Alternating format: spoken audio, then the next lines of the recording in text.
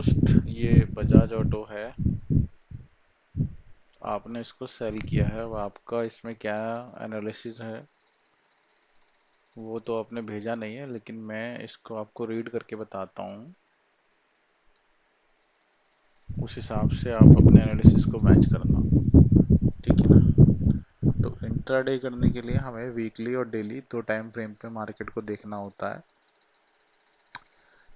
और हम बड़े टाइम फ्रेम को इम्पोर्टेंस देते हुए ट्रेड को अपने प्लान करते हैं। अब इसको जब हम वीक पे लगाते हैं तो हम ये देखते हैं, जो आपने पूछा था कि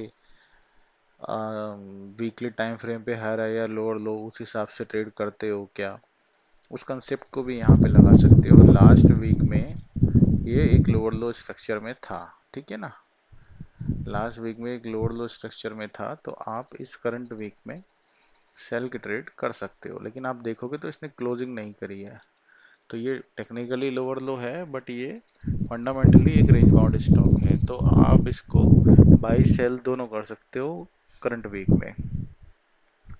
अब उसके लिए क्या होता है, जब हम वीक से ट्रेड करते हैं तो किसी भी कैंडल के 4 पॉइंट इंपॉर्टेंट हो गए, ओपन, हाई, लो, क्लोज, ठीक है। तो ये मार्क करने का पर्पस ये होता है, अब ये रीडिंग हर टाइम फ्रेम पे काम करती है, कि जब भी प्राइस अगली बार, मतलब ये एक कैंडल बनी, अब जब भी प्राइस इसके, अब ये यहाँ खुला था, ये ऊपर गया, रिजेक्ट होके अंदर आ गया, नीचे गया, रिजेक्ट होके ऊपर आ गया, फिर यहाँ पर ये बॉडी बन गई। तो अब इसकी विक्स बड़ी है, तो जब भी इस विक्स बड़ी होती है, बॉडी छोटी होती है, तो आप विक्स की रेंज को भी ट्रेड कर सकते हो, ठीक है। तो इस रेंज में भी काम किया जा सकता है, इस रेंज में भी काम किया जा सकता है, और बॉडी में तो काम किया जाता ही है। तो हम लास्ट वीक में हमने 4 कैंडल्स के 4 पॉइंट्स मार्क कर लिए। अब जब हम करंट में आते हैं तो हमें इन्हीं एरिया से ट्रेड प्लान करना है और अपनी लाइनों को थोड़ा सा रिफाइन करना है।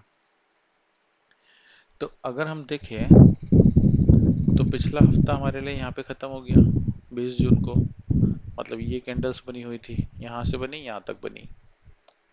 अब करंट वीक में क्या हो रहा है आप देखो, ये यहाँ पर इसका ट्रेंड को भी अगर मार्क करेंगे हम, तो यहाँ से नीचे से बुलिश था, लो लगाया, हाई लगाया, लो लगाया, हाई लगाया, फिर ये लो लगाया। तो पिछले वीक में इसने अपने स्विंग्स नीचे की तरफ शिफ्ट करने शुरू कर दिए थे, ठीक। ये लो ब्रेक हुआ, ये लो ब्रेक हुआ, ये हाई यहाँ शिफ्ट हुआ, ये हाई यहाँ शिफ्ट हुआ। तो अभी ये लोअर लो स्ट्रक्चर में है, लेकिन हमने देखा कि इसने क्लोजिंग अंदर कर दी थी, तो ये एक रेंज बाउंड है वीक वीक वीक के हिसाब से। तो आप दोनों तरह के ट्रेड कर सकते हो। मतलब अब ये जो 4 लाइनें आई हैं, इनका मतलब ये है, यहाँ से बाई कर सकते हो, यहाँ से सेल कर सकते हो, यहाँ से बाई कर सकते हो, इसी तरह से यहाँ से सेल कर सकते हो, और रेंज के अंदर टॉप से सेल, बॉटम से बाई, ये कर सकते हो, ठीक है। तो अब इन फॉर्मेशन के हिसाब से कल प्राइस यहाँ पहुँच चुका था, इसी रेंज से बाई हुआ था, और आज जब ये यहाँ से चला है तो ये इस रेजिस्टेंस से टकराया था, ठीक। अब ये लाइन हटाता हूँ मैं। आज का ट्रेड कैसे प्लान करना था, तो अभी अपने जोन को थोड़ा सा रिफाइन करने के लिए हम अपनी लाइंस को वैलिडेट और कर लेंगे कि छोटे टाइम फ्रेम पे क्या ये वैलिड भी हो रही है कि नहीं हो रही है। अब इस कैंडल्स के साथ अगर तुम देखोगे तो यहाँ से जब ये लोअर लो भी लगा था लास्ट टू लास्ट वीक, तो ये क्लोजिंग के नीचे प्राइस कई दिनों तक क्लोज नहीं कर पा रहा था। ये ग्रीन कैंडल है, ये यहाँ क्लोज हुई, इसके नीचे क्लोजिंग नहीं मिल पा रही, यानी ये भी एक एरिया सपोर्ट का है, ठीक है। तो अब इसको गिरना है तो इसके नीचे ही गिरेगा, और इसको बाई होना है तो हम वीक की रेंज के बाहर ही इसको बाई करेंगे। मतलब ये बीच का एरिया एक तरह से नो ट्रेडिंग जोन हो गया। मैं जिस तरह से काम करता हूँ, मतलब इस एरिया में मुझे बाई तो इस लाइन के ऊपर ही करना है। सेल करने के लिए जब नीचे से चलेगा तो यहाँ से सेल देख सकता हूँ,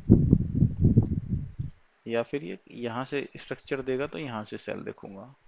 ठीक है, अब 5 मिनट पे आ जाते हैं। जब 5 मिनट पे आप आते हो तो आपने भी इस स्टॉक को इसी किसी जोन से सेल किया है। आपने बिल्कुल सही किया है, ठीक, आपने ये बिल्कुल सही किया है। लेकिन इसमें एक प्रॉब्लम है, बस एक ही प्रॉब्लम है। आपकी एंट्री मेरे ख्याल से आपने बहुत जल्दी की है।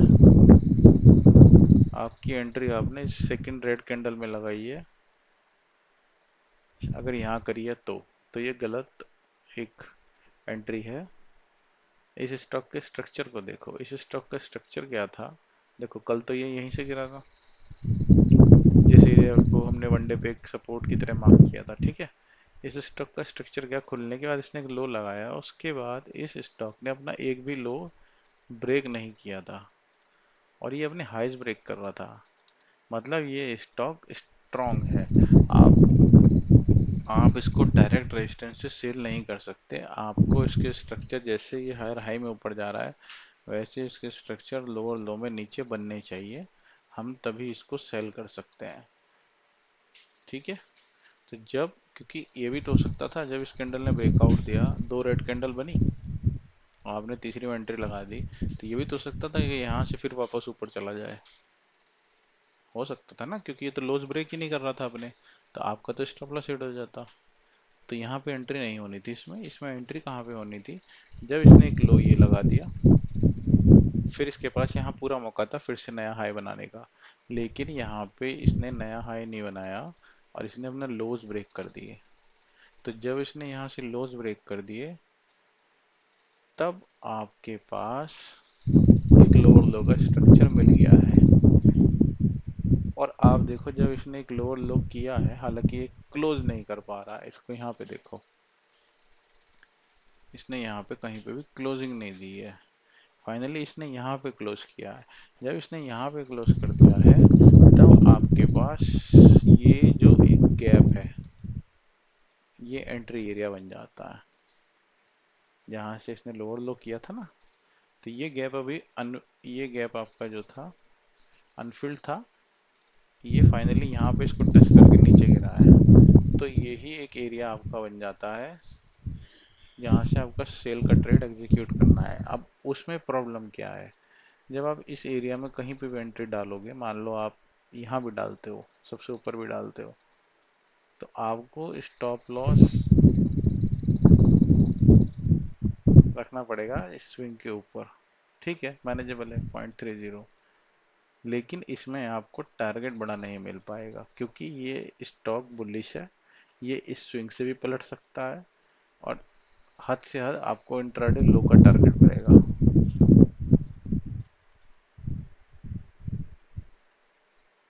आपको इंट्राडे लो का टारगेट मिलेगा अगर आप इसको बेचते भी हो तो इंट्राडे लो में अगर हम एक रेंज मार्क करें तो ये हमारे एक रेंज हो जाएगी, ये यहाँ। इसी वजह से आप देखो ये इस रेंज को छूते ही ऊपर भाग गया क्योंकि ये स्टॉक बुलिश है, हम इसको सेल भी कर रहे हैं। तो ये भी ऐसे ही हुआ। और मैंने भी टीवीएस मोटर ट्रेड किया था, उसमें भी सेम यही कहानी थी। Sorry, Mahindra and Mahindra. अगर मैं इसको यहाँ से बेचता तो ये यहाँ से टैप करके वापस ऊपर भाग गया। मैंने इसको बाई किया था क्योंकि ये बुलिश सेक्टर बुलिश हमारा दिख रहा है, स्टॉक्स के मूवमेंट भी बुलिश थे। इस वजह से इसमें एक सेल का ट्रेड रिस्की ट्रेड था। अगर आप तुरंत नहीं निकलोगे तो सब आपका ऑन कॉस्ट ही आ जाता। ये मेरा एनालिसिस था। आप कैसे ट्रेड करते हो या आपने कैसे किया, ये आप इसमें समझना।